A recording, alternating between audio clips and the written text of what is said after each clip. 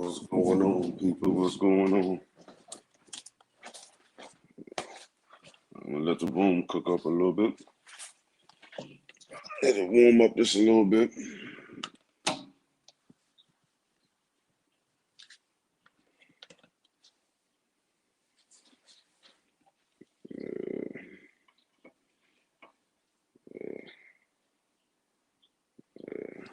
Yeah, as you come in, make sure you smash the like button and comment in the comment section so I know you in here.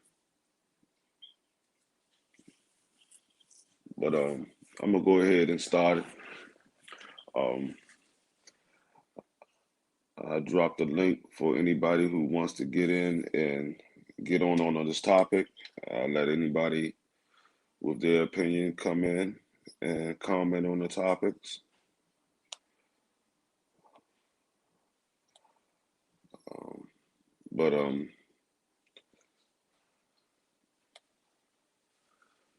me go ahead and get started. All right, what's going on, everybody? Now to another episode of Boxing Matchups. You know, we're gonna cook on what everybody else has been cooking on.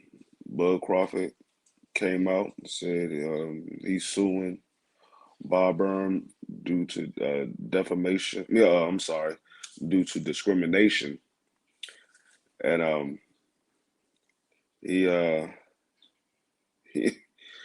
I was wondering. I was like, why is he suing now for discrimination? Um, you said he he held you back from getting the big fights and things of that nature because you were a black fighter, whatever. But at the same token, your whole campus at Top Rank. You have other black fighters that's with Top Rank, and not only that, um, you had the opportunity to leave Top Rank or whatever. What's going on, Quick Quick? You had the opportunity to leave Top Rank and you re-signed. So it got me to thinking, um, are you really suing Bob because you feel like it was discrimination, or are you suing Bob because now you understand that what everybody was saying is coming out, and you trying to make this fight with Earl Spence, and Tim Smith basically said you can't sell your numbers is not is not showing for you to get the type of money that you're looking for. Um, he said, I mean, so I don't understand where the discrimination come from, because you and your team was bragging about how much money you was getting over at Top Rank, and that Earl was living from paycheck to paycheck, but y'all getting paid over there. So how you saying he discriminated against you? What's going on, Demetrius? How you figure that he discriminated against you when you like I said, you re-signed with him. You had the opportunity to leave him in 2017. You re-signed with him in 2018, and you knew. And when I think about when you re-signed, you knew that Bob wasn't getting you the big fights. That's why you put the clause in your contract to get an extra $1 million when you didn't get the big fight. So you already knew that going into your second contract with Bob Earn. So it's quickly say just trying to remain relevant. Yeah, I mean that's the only way. I mean it's no, like I said, you can't sue a man for discrimination, and you claim that he made all his money. Y'all made all his money with Bob Earn, and you put stipulations in the contract for you to get paid extra money if he don't deliver you the big fight. So you already knew that it was going on. So it's not discrimination. You knew that it was going on. You willingly went back over there when you knew he wasn't giving you the big fights. So now you wanna claim that he held you back from making the big fights. Well, Bob is on record saying that you could fight Ugas, you could fight Sean Porter, you could fight Keith Thurman, you could fight Danny Garcia. You won't make the fights, and then you turn around and come back on record and saying, "Bob, I know Bob is trying to get me all the big fights." So how is he holding you back from the big fights, but you're saying he's trying to get you the big fights? You gotta you gotta understand. And then, like I said, you going into court for this. So it's not going to be what they feel is going on. You got to prove that Bob was doing all this. And Bob said he lost $20 million on you. Now I'm almost certain if he's saying that, and he's put that in the public, right?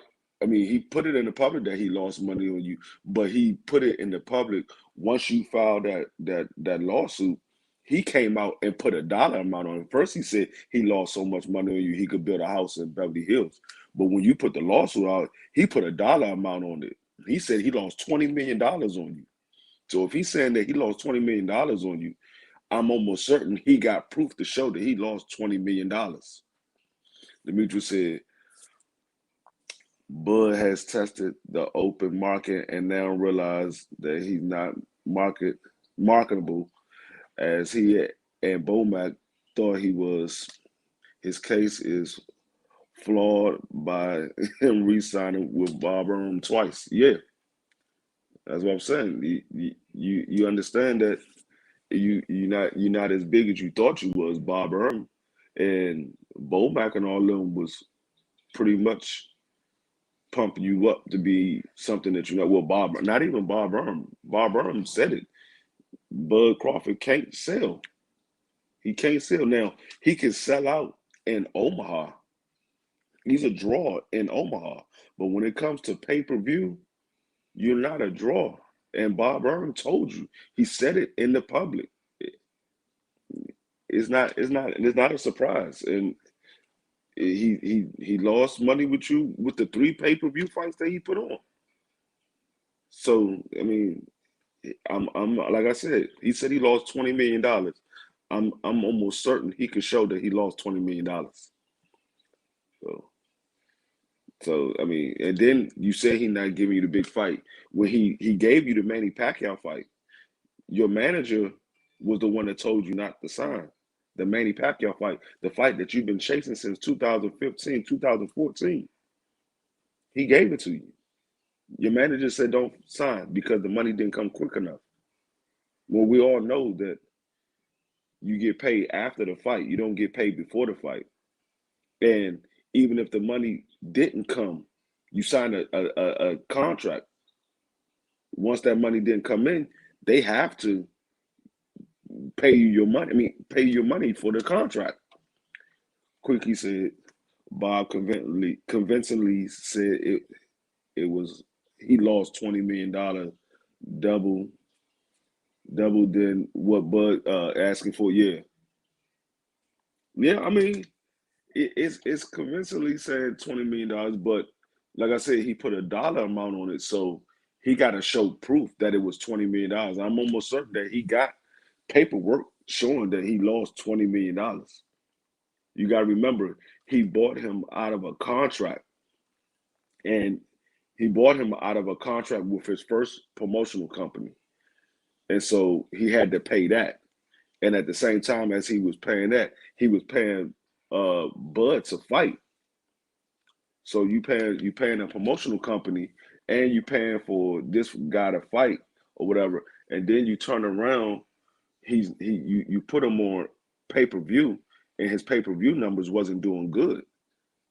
His first pay-per-view fight, he did 50,000 pay-per-views. Quickly said CBD needs to sit this one out. Yeah, because like I said, it's gonna get ugly because everything you saying you got to prove it. You got to understand. Bob has been in business since March of 1966. He has the likes of Muhammad Ali, Floyd Mayweather, um, who else he had over there? I can't. It's another black fighter that's a big name. But however you look at it, he's been in business for it's about to be 50 56 years. It's about to be 56 years in March.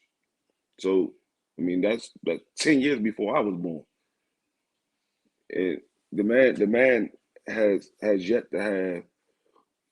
I mean, I ain't gonna say he hasn't had any issues with his fighters because we all know that people left him because Bob didn't want to pay them the money. But it wasn't a discrimination. It was because Bob didn't want to pay them the money. That's a difference from discrimination. Now, discrimination, you could say, okay, well, he's paying Lomachenko this much. Lomachenko ain't getting paid as much as you, but none of the fighters on Top Rank is getting paid as much as you, except for um Big Coat, Tyson Fury. He's the only one. What's going on, Gio? He's he's the only one that's getting paid more than you. Ain't nobody else on Top Rank making no $4 million per fight.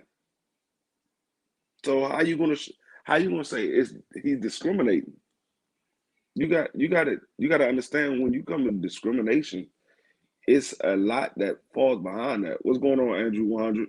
There's a lot to fall on behind that. You got to show proof of discrimination or whatever. He's coming out. He's saying that he tried to get you all these fights. You saying he's trying to get you all these fights. So how is he discriminating? Um, I can't recall none of the big name fighters that Top Rank have on their roster fighting more than twice a year.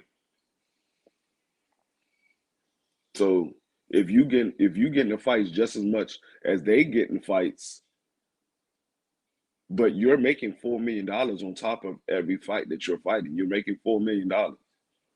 They not making that much. How can you prove discrimination? Your contract says you get $4 million. You resign and restructure your contract so you can get a extra guaranteed $1 million if you don't get the big fight. So not only are you getting 3.5 for every fight or whatever it is, I think it's 3.5 that you get for every fight. You're getting that extra million every time it's not the big fight with Earl Spence. So how can you prove discrimination? You can't prove discrimination off of those basics alone right there because the judge gonna see that and they're gonna say, hold up, you making you making $4 million per fight and nobody else is on the roster making $4 million and you getting an extra $1 million every time he can't produce the big fight. Nobody else's contract is structured like that. How you saying he's discriminating against you then?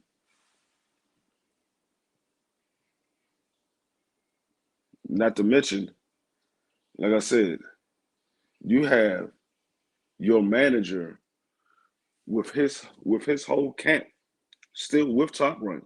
So if it was some discrimination going on, you was fighting before these other fighters was fighting. If it was some discrimination going, why is Bomac bringing all his fighters over there?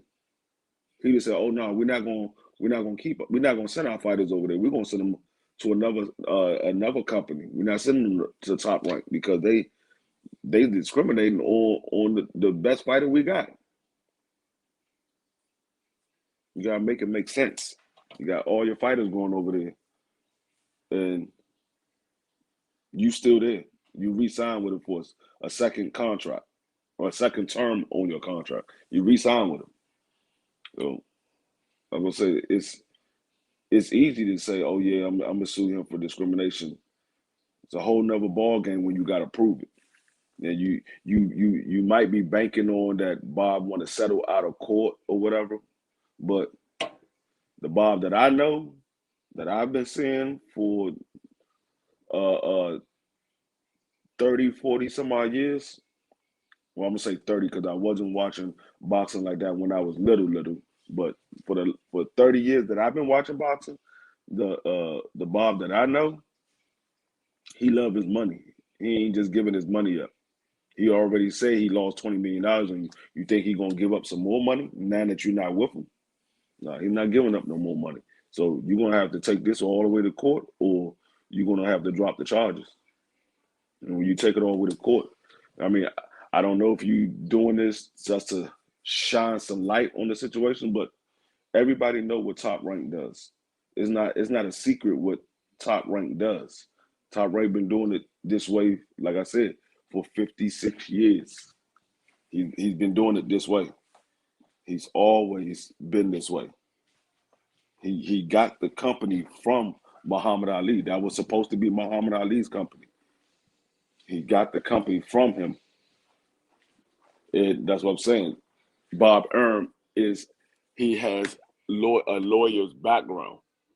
So he knows all of the ins and outs of the court system. He knows what he needs to do. He knows how to say stuff, but have paperwork to back up what he's saying. And like I said, if Bob Erm said anything and it's on record, and he know it's on record, he's saying it because either it's true or he believe it to be true because he has paperwork to back it up.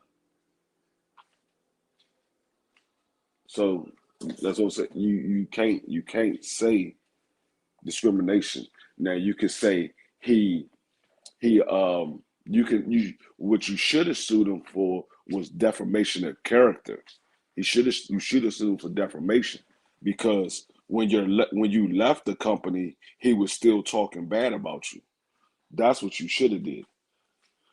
If you wanted to get $10 million from him, that's what you should have did because that's what he was doing. He was still basically deframing your character after you had left the company. So um, he got a lot to fight. He got a lot to prove. But like I said, it's not going to be easy.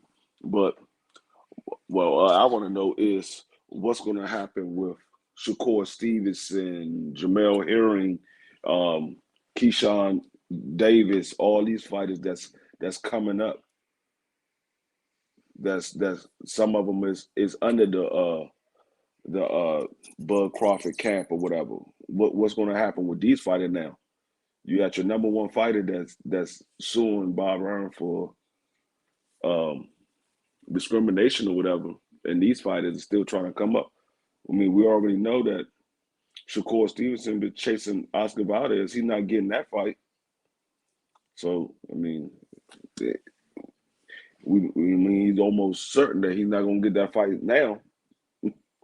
With Bud pulling these strings, I'm almost certain. But in the same token, it's the same situation that Bud had going on with Manny Pacquiao. Bud was chasing Manny Pacquiao, and Bob wasn't getting him Manny Pacquiao. And Bob on record saying he killed the fight because his personal relationship that he had with Manny Pacquiao. So him and Manny Pacquiao was friends. He knew how it was going to end or whatever. So I mean, the man has been on record saying all this stuff. You picking now to sue him for discrimination when you should have been suing him for discrimination when you were still in the contract and he was saying all this stuff when we was telling you leave Bob because all this stuff he's saying about you. You should have. That's when you should have came out with the lawsuit. Soon as Bob started saying all this stuff or started doing all these things, that's when you should have came out with the lawsuit. You don't wait until your contract is over with. Andrew 100 said, Bud needs to step up in the competition time. In the competition time, is run. Oh, he said step up in competition. Time is running out for him. He is 34 years old. Yeah, I mean, yeah, definitely. Time is definitely running out now. I mean, these competition. I mean, there's only a few guys left out there for him to fight at 147. If you saying competition wise, I mean, you got Boots, you got Earl Spence. I mean, I don't know what Keith Thurman is going to look like when he comes back. So Keith Thurman, that's still to be seen. We don't know how Keith Thurman is going to turn out. But Boots, Earl Spence, Virgil Ortiz, um, Carter Ben. I mean, I don't know if Carter Ben is even a test. So there's only a few guys at 147 that he can step up the competition with. Now he can fight some people that got names, but if they a shell of themselves when they was in their prime, it's still the same old. So the only other thing he can do, I mean, if he decide he want to move to 154, is fight up there at 154. Danny Garcia's up there. You got you got who's that Brian Castano up there. You got Jamel Charlo up there. Um, you got a couple of guys at 154 right now. You got some young guys that's coming up in 154 as well. So I mean, you can get a couple of names. I mean, a couple of competition fights up there. But like I said, 147, the only real competition, to be honest with you, is Boots and Earl Spence. And if Earl Spence gets past Ugas, you got to make the fight if you want to step up your competition. You got to make the fight, or you got to fight Boots. If you're not gonna fight Earl Spence, you got to fight Boots. I mean, like I said, we don't know what Keith Thurman gonna look like. Me personally, I believe from what I've been seeing of Keith Thurman, I believe Mario Barrio is gonna beat Keith Thurman. So I don't think Keith Thurman have nothing left. I think he's done. I think he's trying to make his last his last go around now, but I believe Keith Thurman is done. He sat out too long. He sat out for 30 months. It's been almost 3 years since he's been in the ring. And you said it was because your elbow or whatever, but we knew it was other stuff that was involved in why you sat out for 30 months. You don't sit out for 30 months. You said why y'all not the wrenches, why y'all not slapping these bots? Oh yeah. I appreciate it, quick. Um yeah, but yeah, it's real hard for Bud out there right now. I mean, and I can't blame nobody but Bud made this big. He got to lay in it because he had the opportunity to leave Bob. He in 2017 he could have left Bob. He didn't. He didn't need. He didn't need Bob. Like BF said yesterday on his show, he was coming up from 140. He didn't need Bob to get Jeff Horn. He was the undisputed champion. He still could have got Jeff Horn. He didn't need Bob. So I mean, I don't even understand why he re-signed with him. Bob did what he was supposed to do. He got you out of your contract that you was with when you first started your career, and he got you all the way to undisputed. And that's another thing. He got you all the way to undisputed. You, I'm trying to think. Has Bob had another undisputed champion? I know they're trying to make Lomachenko quote unquote undisputed, but he's never been undisputed. Whatever fighter that Bob had that was undisputed, I don't recall another fighter that Top Rank had that was undisputed. So that's another thing that you gotta see as well. You're the first undisputed fighter that Top Rank had because see, um, oh no, he got Josh. Well, he was before Josh Taylor. He he was before Josh Taylor, so he got Josh Taylor that's undisputed right now. But Bud was before Josh Taylor. So that's what I'm saying. You can't say he's discriminating. You got too many things going against you. All this stuff that you saying you got is working against you. So I don't know. I don't see how he's gonna win. I don't see a win at all. I don't see him winning, not in the slightest. I don't see him winning at the slightest because it's I'm gonna say it's crazy out here. But on to other news. Um, so Cambosa, I saw Bill Haney on Barbershop Conversation the other night, and he said um, it's moving in the direction of um, Devin Haney. They believe that they're going to get that fight.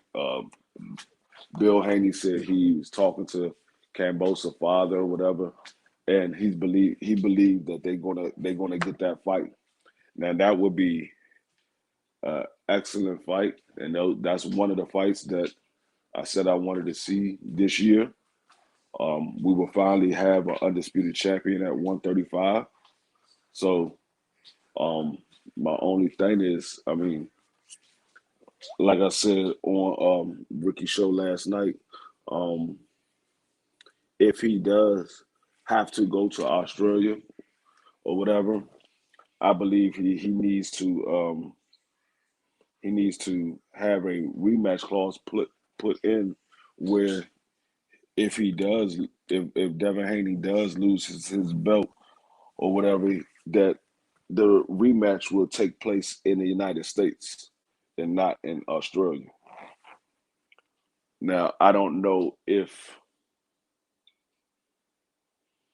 I mean I guess it can they Cambosa wouldn't have too much to say about it because you said you wanted to have a big fight in Australia, so they gave you an opportunity to have a big fight in Australia. Now the rematch will be in America or whatever.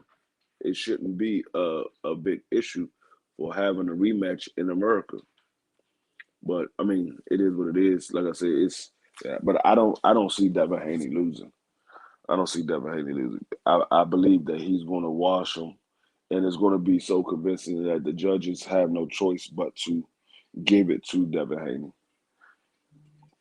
Because if Devin Haney go out there and beat beat him same way he beat Gamboa, you ain't got to fight like you fight and the same way you beat Linares.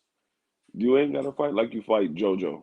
You ain't got to go out there and Puna and fight him in the pocket. He's not even that type of fighter anyway. So you can fight him just like the same way you fought Linares. He doesn't have the power that Linares had. So I mean, if he do catch you, he most likely probably won't hurt you because he doesn't have the power that Linares have. But you fight him just like you fought Linares and beat him convincingly. All you got to do is stick and move. You box him the whole 12 rounds, and yeah, I believe that he will be victorious at the end of that fight if it does happen. Now it's not definite yet, but if it does happen, I believe he will be victorious. So I know they said Blue Blood had said that the fight was on or whatever, but like I said, I saw Bill Haney on Barbershop Conversation, and he said that he didn't say that the fight was on. He said that he believed that they're going to get the fight because he talked to Cambosa's father. So um, not saying that Blue Blood got some bad information or whatever, but I'm just going by what Bill Haney said. He didn't say. I mean, like I said, it could be he just didn't give a definite answer because they don't have a fight date. So I don't know. Like I said, as far as I know, they haven't signed any paperwork or anything saying that the fight is on. So I don't know, but I will say that I'm it's it looking hopeful that he will be getting the fight. So I am happy about that because we've been waiting for this fight for a minute. He's been waiting for this fight for a minute. So he needs this fight because not only it's a legacy fight or whatever, but we'll get some clarity to this whole well, Quickly said I haven't heard it yet. Neither. No, I mean I haven't heard anything yet. That's what I'm saying. Bill Haney said he believes that they're going to get the fight. He talked to Cambosa father. He said he believes that he's going to get the fight. And he, like I said, I just saw Bill Haney was on Barbershop Conversation. He said that on Tuesday. He was on there Tuesday night, and he was on there again last night. And he didn't say anything about it last night, but Tuesday he said he talked to Cambosa's father, and he uh he believed that he's going to get the fight or whatever. But he didn't say that they had the fight and they just about to sign the paperwork and nothing like that. He didn't say anything like that. But yeah, so like I was saying, yeah, this is it's a legacy fight for Devin Haney. And like I said, we'll get some clarity to this whole franchise belt. This franchise belt can get put away, put to bed, and thrown in the trash for good because you don't need to have a franchise belt because the way you doing the franchise belt, you confusing everybody.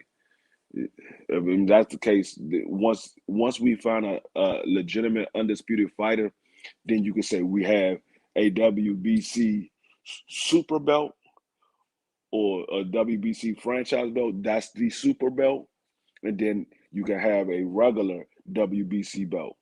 But you only can do that once you have a undisputed champion. You can't do that before you have an undisputed champion because it confuses everything.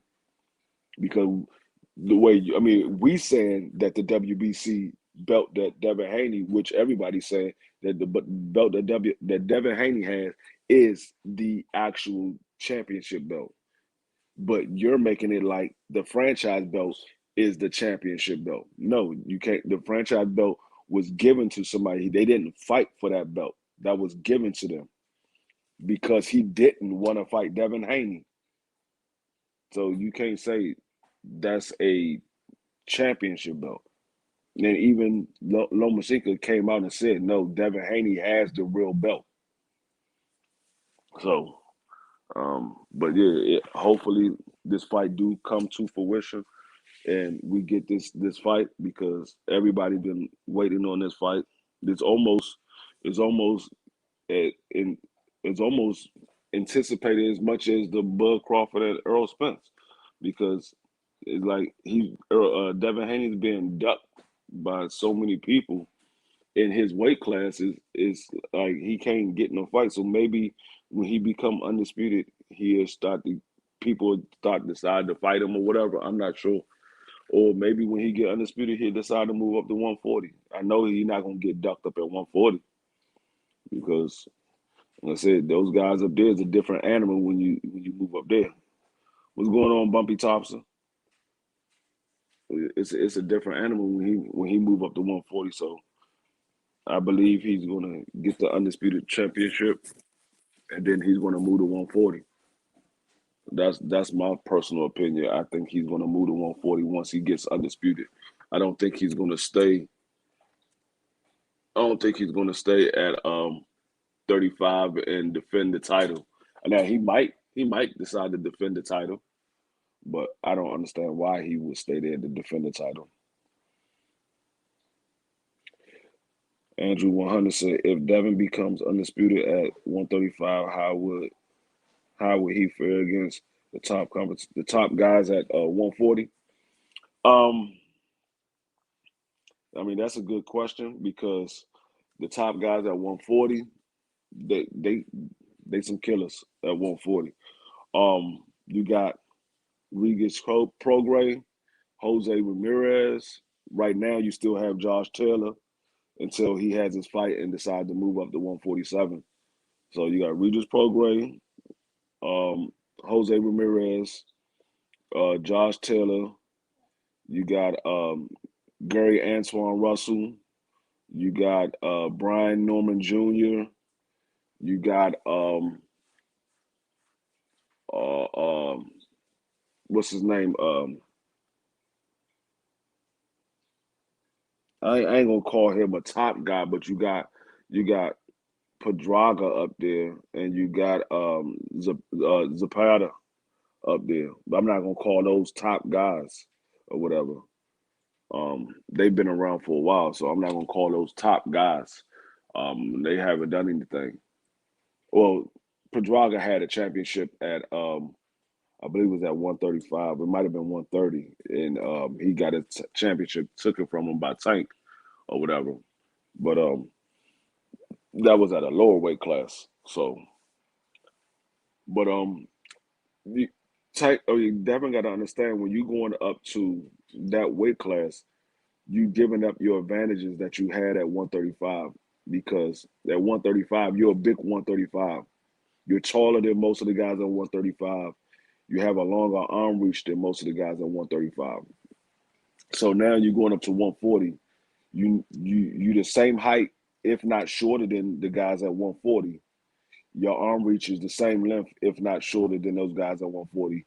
But the advantage that you're giving up at 135, I mean the disadvantage that you're coming into at 140 is those guys at 140 hits harder than the guys at 135. The only guys at 135 that hit just as hard as the guys at 140 is Tank Davis, and you haven't fought Tank Davis. So maybe T.O.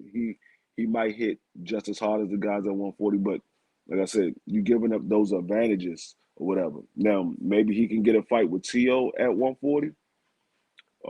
I don't think he's going to be looking for T.O. He's going to be going for excuse me. He's going to be going for one of those vacant belts. If Josh Taylor decides to move up to 147, or he's going to go up there and challenge Josh Taylor. That's an undisputed fighter versus an undisputed fighter. Same thing that Josh Taylor was trying to get with Bud Crawford. So I don't know. That's a big fight if they can get that fight made. But I don't know how that fight would end. Being though that Josh Taylor can punch, um, I will I would kind of favor Devin Haney just because of his style of boxing. He moves a lot, but then again, if John Taylor catches Devin Haney, it's going to be some problems. Bumpy Todd said, "So you think Campbell is going to fight?" Yeah, like I was saying, I don't know if you heard me earlier. I was saying that Bill Haney was on the barbershop conversations Tuesday, and he said he been talking to Cambosa's father or whatever, and which is his I believe Cambosa's father is his manager or his trainer. I'm not sure which one it is. He might be both. He might be his trainer and his manager. But either way, he said he was talking to Cambosa's father, and he said he believes that they're going to get the fight. It looks like they're going to get the fight. So that's what I say. It's good news or whatever if they do get the fight. So um, but yeah, so I mean, just going off of what Bill Haney said, um, I believe he's going to get the fight if everything goes the way that Bill Haney uh, believes is going to go. He's going to get the fight. Um,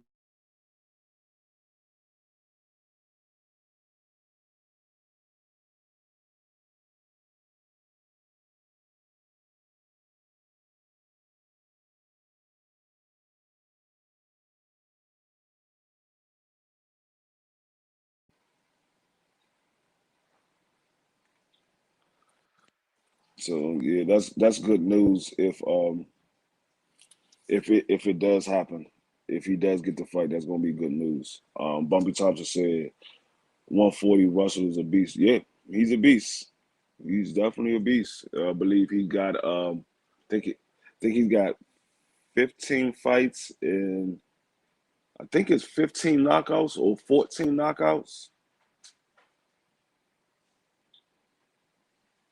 I believe he got either he got all knockouts or he got one fight that went the distance. I think he got all knockouts, if I'm not mistaken. I haven't looked up his record in a minute. Matter of fact, let me look it up real quick. But I believe he got all knockouts. But yeah, he's definitely a problem at at 140. He's definitely a problem. So that, and that's what I'm saying. Devin Haney moving up there fighting those types of guys is going to be a problem for Devin Haney. Now he would last for a while because of his style of fighting, but then he's going to run into those guys where if he doesn't pack a punch, it's going to be kind of hard to keep them off of him. So he got his Andrew 100 said Devin Haney is more athletic and more technical sound than fighters at 140, but does he have enough power? Yeah, that's what I was saying. His style of fighting, yeah, he's definitely he's more athletic than, I'm not gonna say all those guys, a few of those guys, because you got guys like uh yeah, he got Gary Russell, Gary Antoine got 14 fights with 14 knockouts, no loss, no draws. So every last one of his fights was a knockout. That's what I thought it was. I said 15, it was 14. That's what I thought it was. I was like, I believe he had all knockouts. So yeah, but like I was saying, and Gary Antoine is 5'10" with a 69-inch arm reach, and he a southpaw. So, and he's roughly around the same age as Devin Haney. Gary Antoine is 25. Devin, I believe, is 23, 24, somewhere around there. So I mean, it's going to be a problem. And let's say Gary Antoine at 140, he's just as athletic as Devin Haney. Now he doesn't have the same boxing style as Devin Haney, but he's just as athletic. Um, he's more so of a banger. He's a boxer puncher. Devin Haney is a pure boxer. So he um, Gary Antoine is pretty much a bigger version of Tank Davis. I mean, a bigger version of his brother. And Tank Davis and Gary Russell pretty much have the same style of fighting. They don't do a whole lot of movement. They do little head movement that make you miss or whatever, and they use their speed and they use their footwork to get different angles on you or whatever and set you up for punches. But yeah, so I mean it's gonna be a great fight if it does happen, and it's gonna be a fight that we've been looking for. You know, like I said at the beginning of the year when I did my the fights that the fans wanted to see, that was one of the fights that the fans wanted to see. Bumpsy Thompson said, um, Boots said that Gary Antoine made him better because of yeah, yeah, yeah, Gary Antoine, he's going to keep the pressure on you, and he doesn't waste a lot of punches. Like when you see Gary Antoine fight, like I say, he's pretty much like his older brother, but he's stronger and he's more calculated than his older brother. Like Gary Russell would throw a 6 punch combination where four of the punches would land, but the other two didn't land. Gary Antoine would throw a 6 punch combination where all 6 punches would land. So he's more calculated. He doesn't waste his punches as much as um, his older brother. Not that his older brother wastes punches, but his brother will throw a punch to set you up for another punch. Gary Antoine will rather hit you with something to set you up with something else. So I mean, he's going to keep the pressure on him or whatever. Because Gary Antoine is not no joke. Like I said, and Boots, no, he beats Boots 3 times in the amateur. He beat him 3 times, and Boots won one. They fought 4 times in the amateur. He beat Boots 3 times. So of all the people that's fighting right now, Boots know how good Gary Antoine is. He's just not getting the opportunity yet to fight the big names. But once he get the opportunity to fight the big names, the whole world will see. But yeah, so I mean that's pretty much all I got for y'all. If y'all got anything else, I mean y'all can let me know or whatever. But that's all I got for y'all. He said Gary Andrew 100 said Gary Antoine Russell is a problem at 140. He's a savage, a real for real. I think he beats Devin Haney. He's too big, too strong, too powerful, and he cuts the ring off very well and has a great time. Yeah, that's what I'm saying. He's a bigger version of his brother. He's a bigger version of Tank Davis. To be honest with you, he's a bigger version of Tank Davis. But yeah. So I mean, it's going to be interesting in the months to come because we got Gary Russell fighting on January 22nd, which is next Saturday. He's fighting up there in Atlantic City. I said Atlanta. He's fighting in Atlantic City in New Jersey. So that's next Saturday, and then the week after that, I can't remember if there's a fight coming up, but I know we got the Keith Thurman fight coming up in February. We got a couple of other fights coming up in February, and then March is supposed to be the Brian Castano and Jamel Charlo fight in March because it was supposed to be in February, but they pushed it back. So it's going to be in March. I believe they moved it to March 12th or March 19th, one of those 2 days. So we got a couple of big fights coming up, and then in April, we still haven't got an actual date yet, but in April it's supposed to be the Earl Spence and Ugas fight in April. So we got a few fights, few big fights coming up or whatever. So I mean, hopefully we get these fights that we're looking for by the end of the year or going into the new year. At least the date will be made and the fights will be signed going into the new year if it's not by the end of the year or whatever. So we'll see. But that's all I got for you. I'll be back tomorrow with more boxing news and more boxing content. Um I'm trying to think. It was one more thing I had to say. Oh, me and Ricky got a show that's um coming up very soon. I'm not sure if he's gonna start doing it next week or we're gonna the following wait till the following week to do it. But I'm gonna get with Ricky and find out exactly when he want to start doing it. But we got a show coming up. It's gonna be, I want to say it's gonna be on Thursdays. I believe it's gonna be on Thursdays. But I will let y'all know, and Ricky gonna let y'all know as well. But that's all I got for y'all. Make sure y'all like, share, subscribe to the channel if you haven't subscribed. I'll be back with y'all tomorrow at 2:30. It's your boy, Boxing Matchups. Peace.